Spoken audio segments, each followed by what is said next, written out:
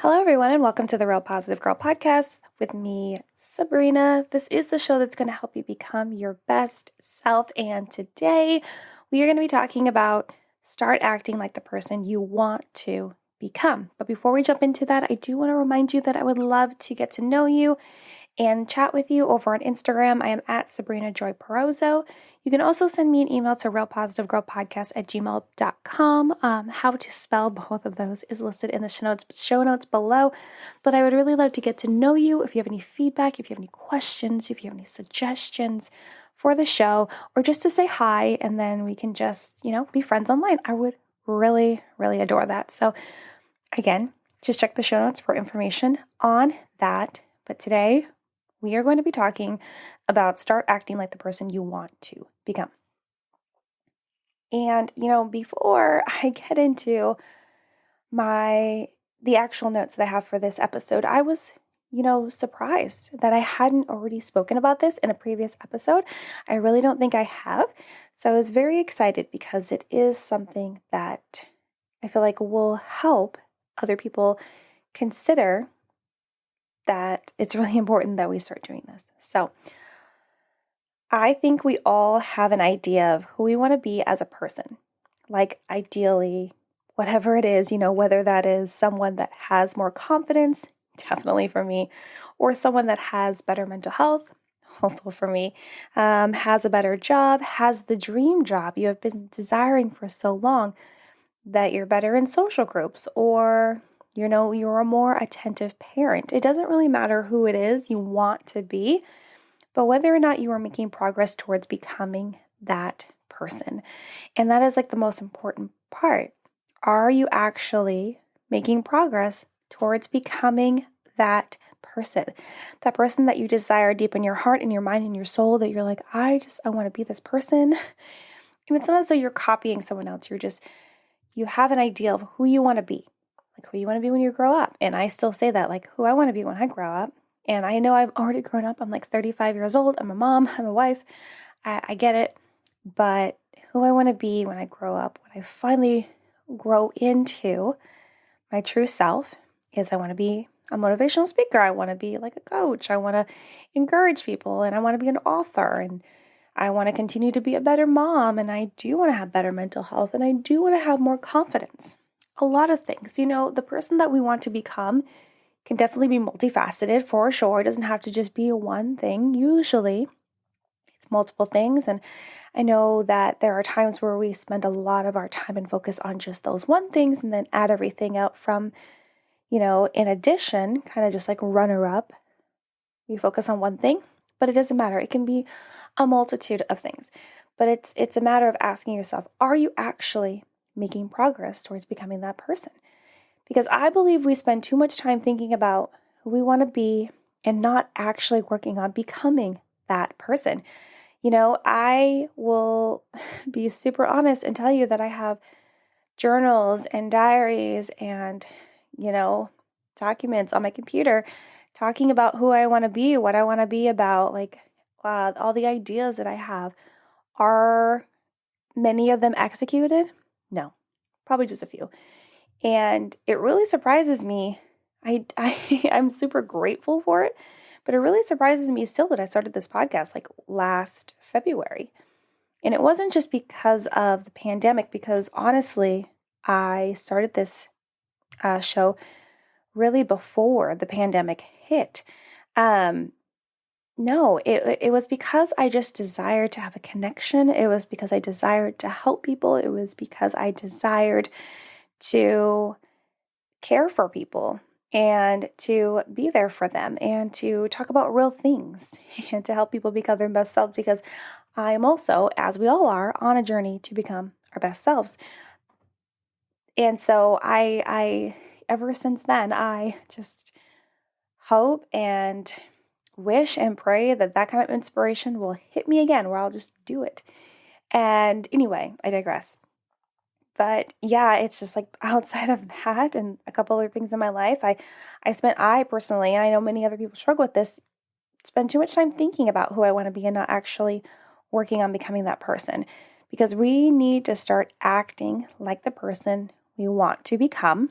not just dream about it, right? Because it's fun to dream and make plans and think about like what we're going to do and how we're going to do it and how we only need to wait on this, that, the other first to happen, when in reality, we can start right now, no matter what it is. It reminds me of a lot of people kind of in the last like 10 years where they'll ask like an influencer online, how did you get started? And they're like, oh, you just get started. You just start with your phone, or you start with whatever old camera or whatever you can get a hold of, and then you just have someone help you, or you just do something.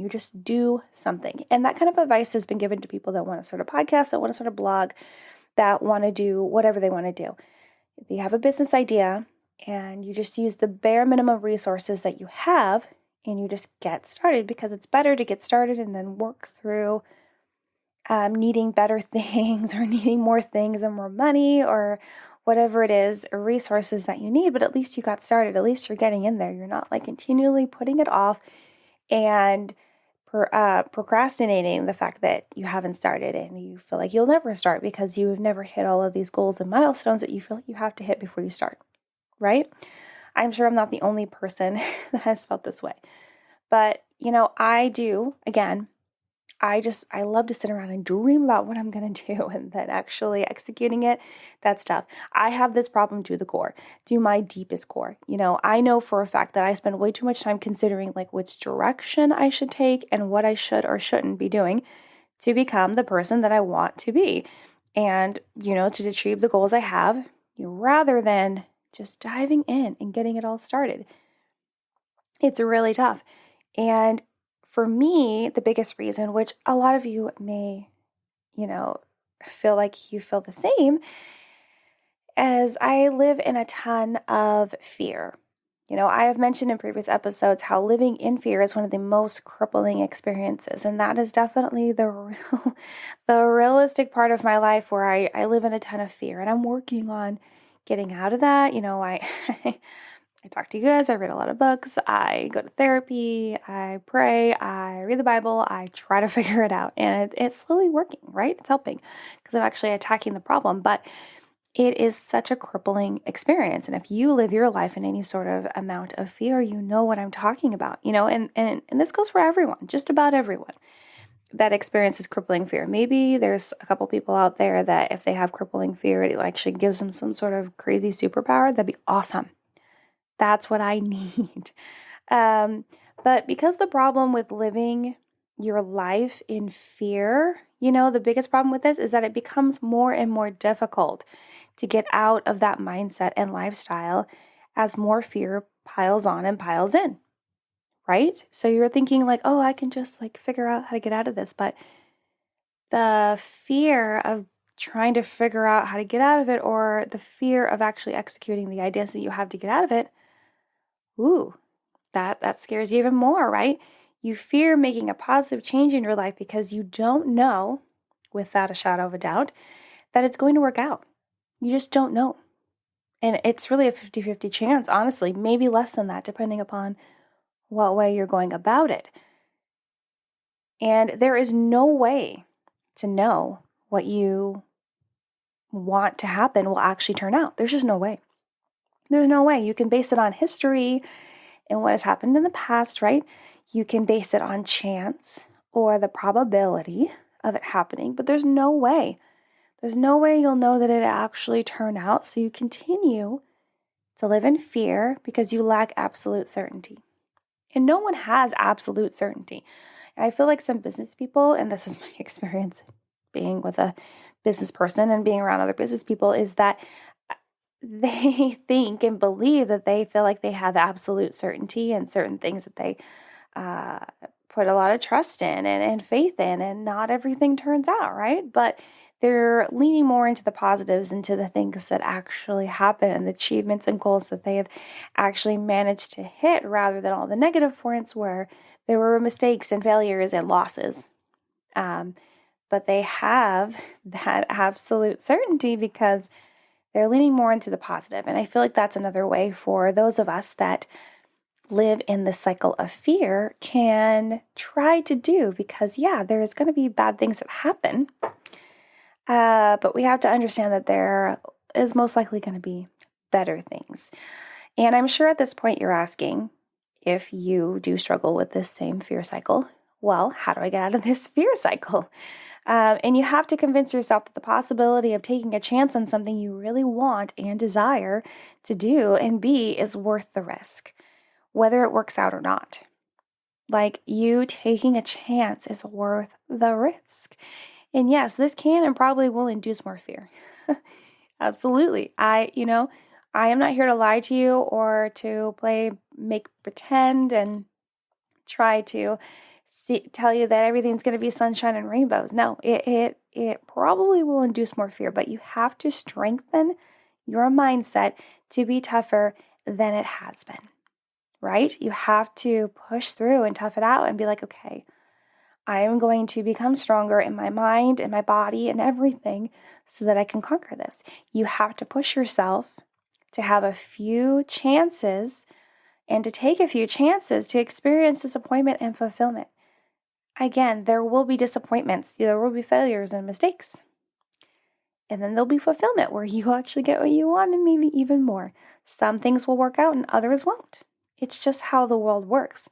And I feel like a lot of times in the past I would have said, and even when I was writing my notes, I heard this in my mind. That's how the world works, unfortunately. But I decided that it's not unfortunate, right? And this is probably something that I need to talk about in another episode. So I'm just going to really try to clip by here in the next 30 to 60 seconds of saying that I think that it's not unfortunate that this is the way the world works. Because honestly, if everything worked out for us, how would we learn any lessons? How would we become stronger? How would we become these people that are continually getting better each and every day, right? If everything worked out, we wouldn't learn any lessons and we'd have all these grand expectations that it's all going to work out, and it wouldn't challenge us or push us. So, but I know that you're probably still like, well, but still, it's still unfortunate that the world works this way. And it's really not. And honestly, if you just accept the fact that this is the way the world works, and it's for your betterment, because you're always better after you go through these challenges and experiences. If you lean more on the positive, it'll help you to accept it even more. Okay, I'm not going to talk any more about that. I think I will in the future, though. Let me know. Send me a DM on Instagram or an email, and let me know if you're interested in talking about that mindset of it's just the way the world works, and thinking of it so negatively when we should think about it super positively, or at least even-minded. But so let's get back on track with what we're talking about. But maybe you don't struggle with living in fear, right? Maybe that's not your problem. That's totally fine. That's awesome. You are living the good life, my friend, and please continue to do so and share your secrets with us. But I do understand that just because you don't live in fear doesn't mean you won't struggle with putting action into the person you want to become. It doesn't mean that just because you don't live in fear that this is going to be easy peasy pie in the sky kind of task for you. Fear can still linger there, but maybe your real issue is doubt, right?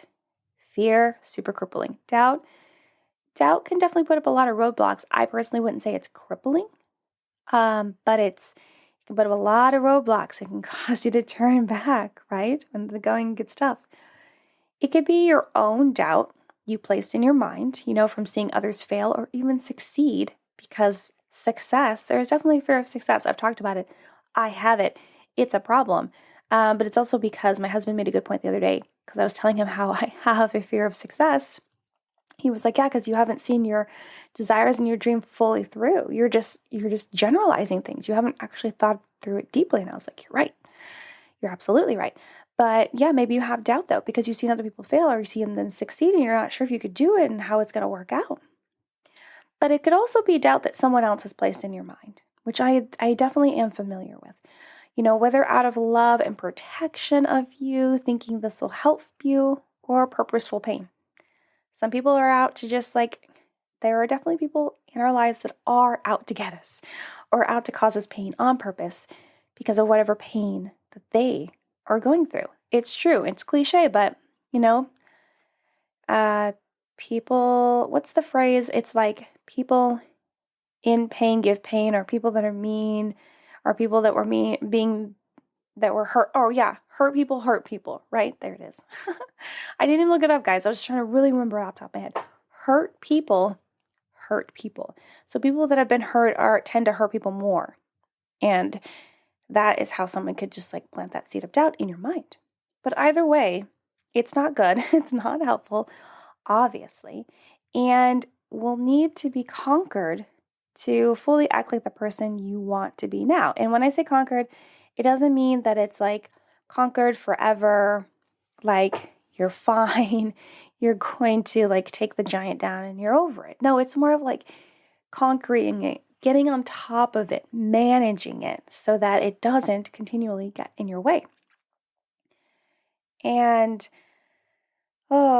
it can be really tough. We really have to go after it and understand that just because other people put doubt in us, whether it's painful or not, whatever their motivation was to do so, it doesn't mean that you have to do what they said or you have to believe what they said or that whatever they say and doubt that they put in you is true. Because it's a lot of times it's not. Some of it, sure, but some of it not. And it doesn't mean that just because it was true for them that it'll be true for you. So you should give it a try. You should push through. And, I totally get it because a lot of times people will be like, well, I don't know if you can do that. Or I don't know if you'd be good at that, right? And it's like, well, I don't know if I'm going to be good at that. I've never done it before. And they're like, well, that conversation where someone's like, well, you've done something similar to it and you really didn't like it, or you really weren't good at it, or remember those mistakes that you made? Do you really want to do that again? And it makes you think like, okay, maybe I don't want to do it again. But then it's like, it could be different this time. And granted, it could not be different this time. It could be worse or the same. But you'll never know until you actually go after it, right? These are things you have to consider. But, my biggest reason, personally, besides crippling fear, my biggest reason for not acting like the person I want to be now is because I'm afraid people will judge me for it. Absolutely, 110%. That is the reason why I have not been acting like the person that I want to be. And it's not a really great reason.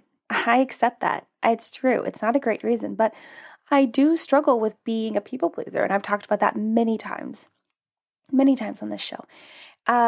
Because it's true. And I want you to know that if you are also dealing with that, there are so many of us in the world still dealing with that, even as grown-ups, even as adults that have full-time good jobs and jobs in general, and that are moms and wives and are over the age of 30. Still dealing with people pleasing. It's a struggle. But I care way too much about what other people think about me, and it gets in the way of me trying new things and really putting myself out there to fail or succeed or make mistakes and experience life even more. Because a lot of those things, failing, succeeding, making mistakes, they will help you experience life even more and understand it and become stronger and become your best self. I will die on that hill of like mistakes and failures will help you become your best self. They will. Or to even figure out if the thing I want to become is really for me. That's definitely something I've been pondering about lately. You spend years sometimes thinking and dreaming and hoping of becoming this type of person, but you don't even know because you haven't even dipped a toe in and you don't know if it's actually for you, right? I think I've shared this before, probably not in a while, but when I went to college to become a child psychologist, and I minored in youth ministries because I went to a college that was Christian, but not just a Bible college. It was actually a full-fledged, accredited university, four-year university. Like, people went there to become nurses and other business people and whatever.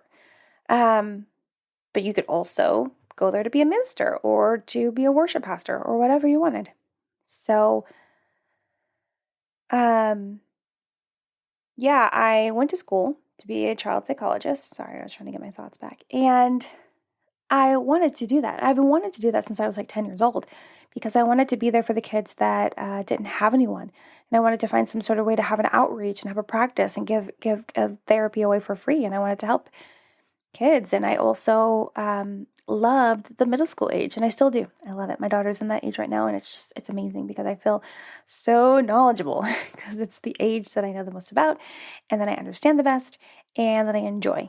And I feel like a lot of people don't say that about junior high, middle school kids. That's how I feel.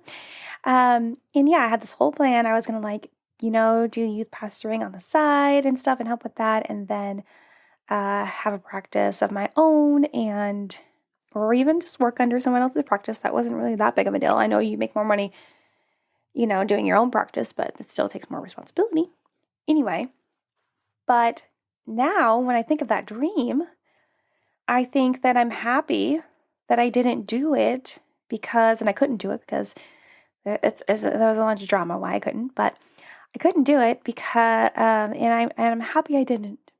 It's not that now that I would not enjoy it, but I'm happy where I ended up right now, right? Because I wanted to go all the way and get my doctorate.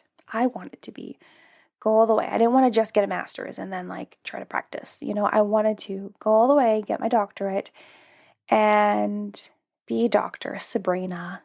Well, at the time I was Neil because that's my maiden name. And it didn't work out. And when I reflect on it back today, because many people are like, oh, you can go back to school. Even my therapist is like, I was going back to school at 50 and reconsidering things. And I'm like, that's great. But, there was a period of 5 to 10 years when I was younger, where I wanted to go back to school. And my husband talked about it and he didn't like the idea of it because of his own personal experiences with his mom going back to school when he was growing up.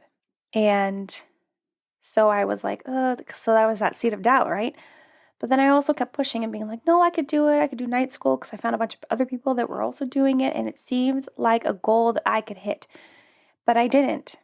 I didn't do it because other things kept coming up and other changes in life and the desire continued to fall away. Not just because of other people's doubt, because I found more people talking about how you could be a success rather than a doubt. And I could just get student loans and it's fine because I'm paying my debt until I die anyway. Because we went to a really expensive school that no one helped me pay for, which is fine. But I'm glad. I'm glad that it didn't turn out that way, and I'm glad that I decided not to go back to school, and I'm glad that things are going to turn out whatever way they're going to turn out. But again, how will you know if you never try? And again, you're probably like, well, Sabrina, you didn't try. You didn't actually do it. Well, I did go through the schooling and I did reconsider it for several years, going back to school and figuring it out. And I'm glad I didn't do it. So there's going to be times where, you kind of dipped your toe in a certain way and then you realize, I don't want that. And I want to let you know that that's okay because at least you did something. So if you went to school for something and then you decided you left school, you're like, I don't want to do this. Well, at least you went through the education of it, at least you did something to try it out, to understand it. And maybe you even went through and actually tried it for a little while and you're like, no, I can't believe I spent all this money on this degree for this, but I don't want to do it, right? There's someone that I follow on Instagram where they went to school to be a nurse and then they were a nurse for a few months and then they quit because that's not what they wanted to do. A lot of people would look at that and be like, look at all that time and money wasted. But at least they tried. At least they went through with it. And they went through with a desire and dream that they wanted. And then they figured out they didn't want it and they found something else. And now they're happier. So, this is just part of the show where we're about to wind down. But I just really wanted to hark on the fact that how will you know if you never try? How will you know if you aren't pushed to become stronger through the failures and the successes and the mistakes and the experience that you're going to get and all those things? Because if the person that you want to be seems like the right thing, you got to give it a try. And then maybe it is, or maybe it's not, or maybe it needs to be flexed a little bit. You know what I mean? So today, I am going to give you a few tips on how you can start acting like the person you want to be, whether you struggle with fear or lack of experience maybe, or seeds of doubt or something else that's preventing you from starting to act like the person you want to be today, this day. And none of these things are going to be quick fixes. Absolutely not. If you're not new here, you know it won't be a quick fix. I do not really do quick fixes because those don't last long. They just don't. They feel good in the moment or even in the season. But it's like crash dieting. You can't make long-lasting diet changes if you don't take the time to make changes over time rather than all at once. And if you've ever been on a crash diet where you're like, okay, well, I'm just going to eat 1,200 calories of just like rice cakes and water, whatever, for 6 weeks, and then you lose some weight and you're like, oh, I feel good and great. But then you go on vacation because that's what you did. You want to look good on vacation. I get it. I feel it. But then you come back and you're like, okay, I can continue this lifestyle, but then you can't because your friends are like, oh, let's go out. Or you're like at home and you're like, oh no, I'm just going to order a pizza. And it just continues to spiral because you didn't actually take the time to make lasting long changes. You didn't ease into it. So we are going to ease into starting to act like the person you want to be today. I know I keep saying today, but baby steps are steps in the right direction. And they're easier. And again, more long lasting. So here are 4 tips, only 4, to help you start becoming the person that you want to be. Number 1, accept that people will judge you, and that's on them, not you. The idea of just accepting the fact that people are going to judge you and that is really like on their agenda and it doesn't have to have anything to do with you is a piece of advice that I feel like I talk about every 10 episodes, maybe less episodes. Someone that's actually listened to most of them, you can tell me. But it's because it's a hard truth and piece of advice to digest and believe and to carry through. Even me, I'm giving you this advice and I struggle with it. Okay, that's how real this is.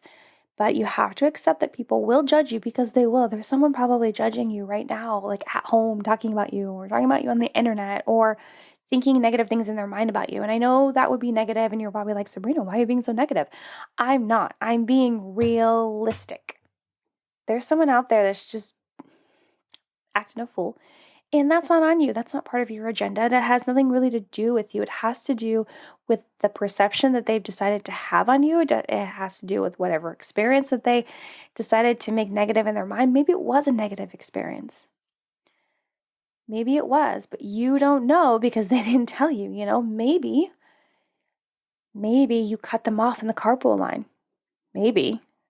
I don't know. People do that to me. And now that I'm back to taking the daughter to school and picking her up at home, man, oh my gosh, I get so mad people cut me in the carpool lane. But maybe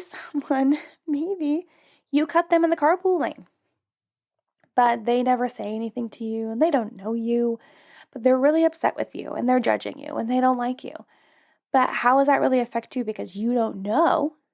And if you just decide to accept that there are people out there judging you, it becomes a lot easier. It is getting a little bit easier for me. It becomes a lot easier for you to just stop worrying so much about what people are thinking about you. Because if you just assume that they are judging you, there is someone out there judging you, then it's like, okay, well, I already know that's happening. So I don't have to put so much effort and worry into trying to prevent it or trying to not do anything that would cause someone to do that because they're going to do it anyway. They're going to find something. And that's just how negative people are. That's just how hurt people are. They just are doing that. Or they're offended and they decided not to say anything to you.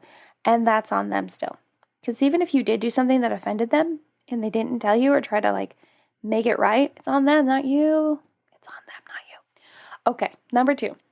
Start adding in something new each week to slowly acclimate yourself to what it would be like to do those things as this person. That was a long one. But basically, start adding in something every single week. So for me, that would be, let's see. Well, I took a little break from the podcast a while back. It might not be noticeable because of how many episodes are out, but I take a little break and then I started coming back. So every week I'm like, okay, I'm not going to do as many episodes as I used to do because my work and everything just is overwhelming right now. But I'm going to do at least 1 episode a week. But you guys find that I do 2 and sometimes 3, depending on what's going on. And then, so one week I'm going to start adding back in the podcast. And then the next week, what am I going to do? Okay, I'm going to start adding a little bit of an outline and inspiration for my book into a document. And I'm going to start doing that once a day every week. Or not, one day per week, right? And then maybe the week after that, you're like, okay, well, I'm going to do 2 days of really brainstorming and outlining the book. And then maybe the week after that, you're going to start listening to people giving advice and knowledge about becoming a motivational speaker or becoming like a coach for someone to help them with their mindset or to be more vulnerable and be more authentic, because those are the topics that I'm super into, that I like to help people with. And maybe the next week after that, you start creating like a video series, or you start at least coming up with ideas for a video series. Maybe the week after that, you start filming this. And you see what I mean? So you start adding in something new every single week to acclimate yourself to becoming that person. Now, I'm sure that you're not out there trying to be a motivational speaker and an author like me. Maybe though, that'd be cool. Hey, I think it's cool, obviously. But maybe you want to learn, I don't know, jujitsu, right? But it's really intimidating and that's the person you want to be, but you're like, oh, I don't know what to do. So maybe the first week you will go online and, if you don't already know, learn a lot about jujitsu. And then maybe the next week you will start watching videos and maybe trying to understand some of the movements that way at home alone. And maybe the week after that you will find people online that love that sport and do it on the regular. And then you'll start, following them. And maybe the week after that, you'll be like, oh, okay, let me actually reach out to someone that does this that I can talk to in real life and understand it. And you continually do that week. And then maybe the next week, you start to actually look for gyms, jiu-jitsu gyms in your area, and you kind of scope out which one would be the best one for you to go to based on reviews or how close it is to your house or whatever, or how much it costs. And then the week after that, maybe you'll have to visit one. You're not committing to actually signing up, but you're going to go check it out. You're going to walk around. You're going to maybe, I don't know, with the whole situation that's in the world right now, you can maybe view a class. I don't know. And then maybe someone has a free trial and you can actually try it out or do personal lessons or whatever. You see what I mean? So just start adding something in new every single week towards who you want to be, because you actually would be starting that day and then continually adding more and more until it becomes easier and more natural, or you just become that person that you've always wanted to become. And then you evaluate it. Okay, number 3, keep notes or a journal of how you feel trying these new things and whether or not you need to change course or direction or make any tweaks. Okay, so I know we're running long for the show. Let me try to wrap this up or be quick about it. Number 3, keep notes. So let's say you go through the process of, let's just use the example of wanting to become a master at jiu-jitsu, right? Okay. Well, maybe the first couple of weeks and the first things you do, or you research it and you start talking to people and all this stuff, you're like, okay, that's great. But then maybe you go to a gym and you see exactly what people are doing in person. And you're like, oh, I don't know if this is for me. And then you witness somebody getting hurt and you're like, oh, I just don't know. Or you talk to someone that got hurt and they say it's fine, but they talk to you about the limitations that they would have. And you're like, oh, I just don't know if I can do that in my life right now. I have a toddler at home and I don't want to get hurt and then not be able to take care of my kid or whatever, those are real considerations. Then you're like, okay, well, maybe I can't do that right now. And maybe I need to reevaluate. Okay, well, you've kept notes all along about how you feel about things, how it's going, how it's progressing, and maybe you need to change course, or maybe you need to take a pause, and you're like, okay, well, I'm going to take a pause, and you actually document why you took a pause, so you can remember it for later, and then you're like, okay, well, what can I do instead, right? Can I just still stay at home and continue to learn the moves, kind of while watching a video with a bunch of pillows taped together or something, as your opponent?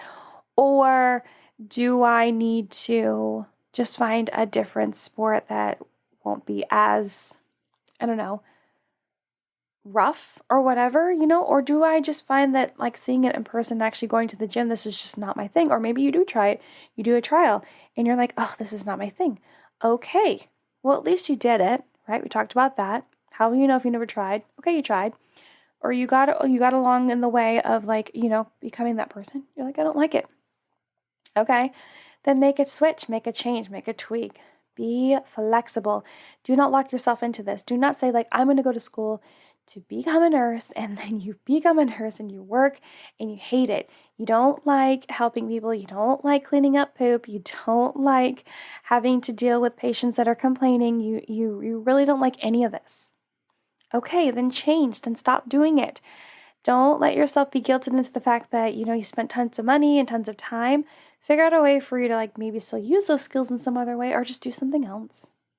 And yeah, you might not be able to quit your job right away because you need to pay your bills. I get it, but make the effort to figure something else out. Okay, number 4, the last one. Remember, you are never too old or young or whatever to attempt to do whatever it is you're wanting to do. So this is the one that I continually tell myself. This is the one that my therapist is like, oh my gosh, I started doing different things at 50 and I'm over here at age 35 complaining that I am too old. But it's because a lot of my life I've been surrounded by people that at a much younger age have already decided what they want to do or what the course of their life is going to be or what the general theme is even. And I'm over here 35 and I don't fully have it together. But there are many people that start now at 35, or there's a lot of people I follow in line that started when they were 40. So it's a good reminder that you're not too old, you're not too young to attempt something, or you're not whatever you feel like you are to attempt it. And I wanted to make sure that I put the word attempt in there because not everything we want to do is going to work out, but at least you attempted it. At least you gave it the good old college try. At least you put yourself out there, right? Right. Well, but yeah, you got to remember, don't let those things be boundaries for you. You're putting up your own boundaries. You're putting up your own roadblocks, really, not boundaries. Boundaries are positive. Boundaries are good. Boundaries are healthy. But you're putting up your own roadblocks. You're getting in your own way. We need to not do that. Okay, you guys, well, this was a long one. So if you're still listening, thank you. I hope that you really like this. And I hope that you share it and tell other people if you really liked it. But thank you so much for listening to the Real Positive Girl podcast. Again, with me, Sabrina. You guys are amazing. I hope you have a good rest of whatever your day is left for today. And again, check the show notes for how to get a hold of me on Instagram at Sabrina Joy Perozzo, or send me an email at realpositivegirlpodcast@gmail.com. Thank you again for listening, downloading, and sharing the show. And until next time, have a really great one, you guys. And I'll see you next time. Okay? Bye.